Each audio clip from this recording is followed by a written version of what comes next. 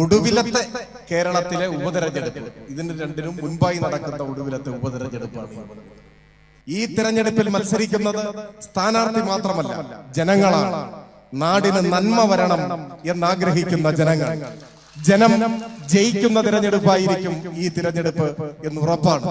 കിഴക്കനേർനാടിന്റെ താഴ്വരകളിൽ നിന്നും അണമുറിയാത്ത നദീജല പ്രവാഹം എന്ന പോലെ ആയിരങ്ങൾ ഇവിടെ ഒഴുകിയെത്തിയിരിക്കുന്നു.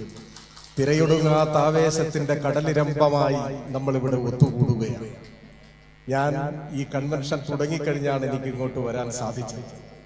ഞാൻ വരുമ്പോൾ നമ്മുടെ ജ്യോതി തിയേറ്ററിന്റെ ഇപ്പോ തിയേറ്ററൊക്കെ പോയി, പഴയ ജ്യോതി തിയേറ്ററിന്റെ പരിസരം മുതൽ ഇങ്ങോട്ട് കാൽനടയായി ആളുകൾ വന്നുകൊണ്ടിരിക്കുകയാണ്. വാഹനത്തിൽ വരാൻ കഴിയാത്തത്ര ജനത്തിരക്ക്, പാതകൾ കൈയടക്കി ഇവിടെ ഒത്തുകൂടിയതിന്റെ അത്ര തന്നെ ആളുകൾ ഇങ്ങോട്ട് പ്രവേശിക്കാനാവാതെ നമ്മുടെ വേദിക്ക് പുറത്ത്, ഈ സദസ്സിന് പുറത്തുണ്ടായി.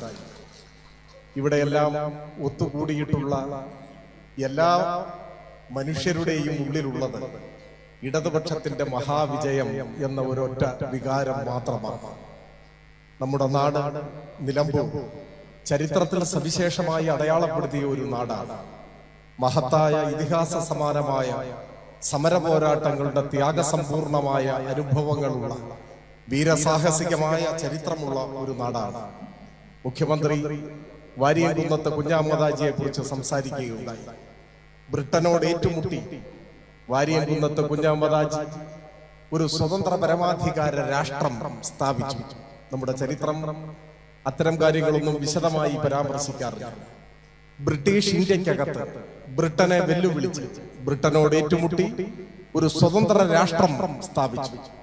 മലയാള രാജ്യം എന്നായിരുന്നു അത്രേ അദ്ദേഹം സ്വതന്ത്ര രാജ്യത്തിന് പേര് നൽകിയത്. ഞാനിവിടെ അക്കാര്യം സൂചിപ്പിക്കാൻ കാരണം, ബ്രിട്ടനെ കിടിലം കൊള്ളിച്ചുകൊണ്ട് ബ്രിട്ടന്റെ അധികാര പരിധിക്കകത്ത് ഒരു സ്വതന്ത്ര പരമാധികാര രാഷ്ട്രം സ്ഥാപിതമായപ്പോൾ ആ രാജ്യത്തിന്റെ ആസ്ഥാനം ഈ നിലമ്പൂരായിരുന്നു എന്നതാണ് ചരിത്രത്തിൽ നിലമ്പൂരിന്റെ പ്രത്യേക സ്ഥാനം. ബ്രിട്ടനെ കിടിലം കൊള്ളിച്ച ഒരു നാടാണ് നമ്മുടെ നാട്. പിന്നീട് ബ്രിട്ടൻ ആ രാഷ്ട്രം അടിച്ചമർത്തി, പരാജയപ്പെട്ടു. പക്ഷെ ചരിത്രത്തിൽ പോരാട്ടത്തിന്റെ സ്മാരകമായി ആ സംഭവം ഉയർന്നു നിൽക്കുന്നു. അതുമാത്രമല്ല, പിന്നീട് നവോത്ഥാന പോരാട്ടങ്ങൾ, സാമൂഹ്യ പരിഷ്കരണത്തിന് കനത്ത സംഭാവനകൾ നൽകിയ നാടാണ് നമ്മുടെ നാട്. എത്രയെത്ര മഹാരഥരായ വ്യക്തിത്വങ്ങൾ ഇവിടെ ജനിച്ചു വളർന്നു. ഇപ്പോ നല്ലൊരു മനസ്സനാകാൻ നോക്ക് എന്ന നാടകം എഴുതിയ E.K. അയ്യമ്മ. നിങ്ങൾ നോക്കൂ, ലോകത്തിന് ഇത്രമാത്രം മഹത്തായ സന്ദേശം നൽകിയ മറ്റൊരു നാടകം ആ കാലഘട്ടത്തിൽ രചിക്കപ്പെട്ടിട്ടുണ്ട്. നീ ഒരു നല്ല മനുഷ്യനാവുക എന്ന സന്ദേശമാണ്. നല്ലൊരു മനുഷ്യനാകാൻ നോക്ക്, അതാണ് നാടകത്തിന്റെ പേര്. എഴുതിയത് E.K. അയ്യമ്മ. സമീപകാലത്ത് പ്രിയങ്കരനായ കവി മുരുകൻ കാട്ടാക്കട മനുഷ്യനാകണം എന്ന മാനവികതയുടെ മഹാമുദ്രാവാക്യത്തിന് കാവ്യഭാഷ്യം രചിച്ചു. രണ്ടും ഒരേ ആശയമാണ്. മനുഷ്യരാവുക എന്ന് സകലരെയും ഓർമ്മപ്പെടുത്തിയ മഹാ ആശയത്തിന് കരുത്തു പകർന്ന ഒരു നാടാണ് നമ്മുടെ നാട്. E.K. അയ്യമ്മനെ പോലെ, ഡോക്ടർ ഉണ്ണീനെ പോലെ, നമ്മുടെ തെരഞ്ഞെടുപ്പ് കമ്മിറ്റിയുടെ ഭാരവാഹി കൂടിയായിട്ടുള്ള നിലമ്പൂർ ഐഷയെ പോലെ, നിലമ്പൂർ ബാലനെ പോലെ, KG ഉണ്ണീനെ പോലെ, SA ജമീലിനെ പോലെ, എത്ര പേർ, ഞാൻ വിട്ടുപോയിട്ടുള്ള പേരുകൾ നിങ്ങൾ ക്ഷമിക്കുക, എത്ര പേർ. മാനവികതയുടെ പടപ്പാട്ടുക, നവോത്ഥാനത്തിന്റെ പതാകവാഹകർ, മതനിരപേക്ഷ ചിന്തയുടെ ആൾരൂപങ്ങൾ ഉഴുതുമറിച്ച ഒരു നാടാണ് നമ്മുടെ നാട്. ലോകപ്രശസ്തമായ നിലമ്പൂർ തേക്കിന്റെ പ്രത്യേകത അതിന് ഉൾക്കാമ്പുണ്ട് എന്നാണ്. അതിവിടെ വളരുന്ന ഒരു വൃക്ഷത്തിന്റെ മാത്രം പ്രത്യേകതയല്ല. ഉൾക്കരുത്തുള്ള മനുഷ്യർ ജനാധിപത്യത്തെ സംരക്ഷിക്കുമെന്ന് പ്രതിജ്ഞയെടുക്കുന്ന വേദി കൂടിയാണ് ഈ വേദി. നാം ഈ തിരഞ്ഞെടുപ്പിൽ ഈ പരാമർശിക്കപ്പെട്ട മഹാരഥരായ വ്യക്തിത്വങ്ങളൊക്കെ പിറന്നു വീണ, ജനിച്ചു വളർന്ന ഒരു മണ്ണാണ് ഈ മണ്ണ്. അവരുമായി താരതമ്യപ്പെടുത്തിയാൽ വളരെ നിസ്സാരനായ ഒരു മനുഷ്യനാണ് ഞാൻ. പക്ഷെ അതല്ല ഈ തെരഞ്ഞെടുപ്പിന്റെ പ്രത്യേകത. പിന്നെയോ, ഈ തെരഞ്ഞെടുപ്പിന് വലിയ രാഷ്ട്രീയ പ്രാധാന്യമുണ്ട്. ആ രാഷ്ട്രീയ പ്രാധാന്യം ഇവിടെ സംസാരിച്ച നേതാക്കന്മാർ സൂചിപ്പിച്ചു. വരാനിരിക്കുന്ന തദ്ദേശ തിരഞ്ഞെടുപ്പിനും അതിനുശേഷം നടക്കാൻ പോകുന്ന നിയമസഭാ ഉപതെരഞ്ഞെടുപ്പിനും മുന്നോടിയായി നടക്കുന്ന ഒടുവിലത്തെ കേരളത്തിലെ ഉപതെരഞ്ഞെടുപ്പ്, ഇതിന് രണ്ടിനും മുൻപായി നടക്കുന്ന ഒടുവിലത്തെ ഉപതെരഞ്ഞെടുപ്പാണ്. അതിന്റെ രാഷ്ട്രീയ പ്രാധാന്യം വളരെ വലുതാണ്. നമുക്കൊരു നവകേരളം കെട്ടിപ്പടുക്കണം. കേരളത്തിലെ ഗവൺമെന്റ് ഇപ്പോൾ നടത്തിക്കൊണ്ടിരിക്കുന്ന വികസന പ്രവർത്തനങ്ങൾ കൂടുതൽ ശക്തിയോടെ തുടരണം. ജനക്ഷേമ പദ്ധതികൾ കൂടുതൽ ശക്തിപ്പെടുത്തണം. മതനിരപേക്ഷത പോറലേൽക്കാതെ സംരക്ഷിക്കപ്പെടണം. കേരളത്തോട് അനീതി കാണിക്കുന്ന കേന്ദ്ര ഗവൺമെന്റിന്റെ നയങ്ങളെ കലവറയില്ലാതെ ചെറുക്കാൻ കഴിയണം. നമ്മുടേത് മലയോര മേഖലയാണ്. അവരുടെ സ്വത്തിനും ജീവനും സംരക്ഷണം കൊടുക്കാനാവാത്ത വന്യജീവി സംരക്ഷണ നിയമം പൊളിച്ചെഴുതണം. ഇതൊക്കെ ഈ നാടിന്റെ ആവശ്യമാണ്.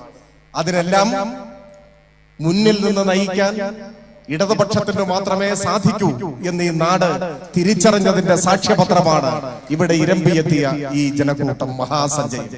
ഞാൻ എന്റെ വാക്കുകൾ കൂടുതൽ ദീർഘിപ്പിക്കണം എന്ന് ആഗ്രഹിക്കുന്നില്ല. ചരിത്രത്തിൽ അടയാളപ്പെടുത്തപ്പെട്ട ഈ നാട് സവിശേഷമായ വർത്തമാനകാല കേരള സന്ദർഭത്തിൽ, ഈ സാഹചര്യത്തിൽ ജനാധിപത്യം അർത്ഥപൂർണമാക്കാൻ കുതിരക്കച്ചവടത്തിന്റെയോ ഉപജാപങ്ങളുടെയോ മറുപേരല്ല ജനാധിപത്യം എന്നുറപ്പിക്കാം.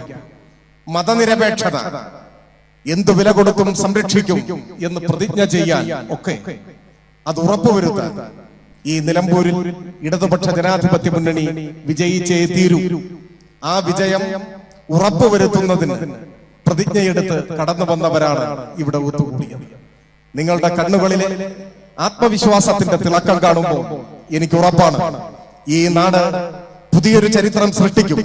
ജനാധിപത്യത്തിനും മതനിരപേക്ഷതയ്ക്കും എന്നെന്നും അഭിമാനിക്കാൻ കഴിയുന്ന വലിയൊരു ചരിത്ര വിജയം ഇടതുപക്ഷത്തിന് സമ്മാനിക്കുന്നതായി ഈ തിരഞ്ഞെടുപ്പ് മാറുകയും ചെയ്യും.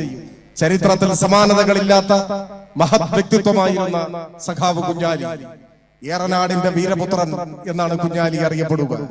ചില മനുഷ്യർ അപരനാമങ്ങളിലാണ് അറിയപ്പെടുക. മഹാത്മാഗാന്ധി എന്നാം രാഷ്ട്രപിതാവെന്ന് വിളിക്കും, പട്ടേലിനെ ഉരുക്കു മനുഷ്യരെന്ന് വിളിക്കും. അങ്ങനെ നോക്കിയാൽ ഏറനാടിന്റെ വീരപുത്രൻ എന്ന പേരിൽ അറിയപ്പെടുന്ന മഹാനായ നേതാവാണ് കുഞ്ഞാലി. ആ കുഞ്ഞാലിയുടെ ചോര ചിന്തിയ മണ്ണാണ് ഈ നിലമ്പൂർ. പൗലോസ് രക്തസാക്ഷിത്വം വരിച്ച മണ്ണാണ് ഈ നിലമ്പൂർ.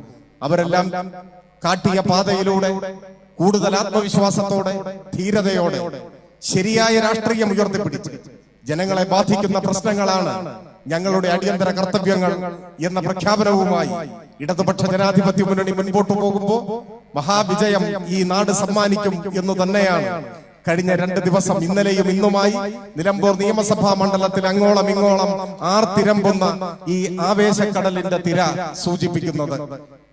എനിക്ക് തോന്നിയത്, കഴിഞ്ഞ ദിവസം നിലമ്പൂർ റെയിൽവേ സ്റ്റേഷനിൽ വന്നിറങ്ങിയപ്പോ തോന്നിയത്, ഞാൻ തന്നെയാണോ സ്ഥാനാർത്ഥി അതോ ഈ ഒത്തുകൂടിയിരിക്കുന്നവരാണോ എന്ന സംശയമാണ്. കാരണം ഓരോരുത്തരും സ്ഥാനാർത്ഥികളായി മാറുന്ന അനുഭവം, ജനമാണ് തെരഞ്ഞെടുപ്പിൽ മത്സരിക്കുന്നത് എന്ന് തോന്നിപ്പിക്കുന്ന അനുഭവം. ഞാൻ ഇന്ന് നവമാധ്യമത്തിൽ ഒരു കുറിപ്പും ഇടുകയുണ്ടായി.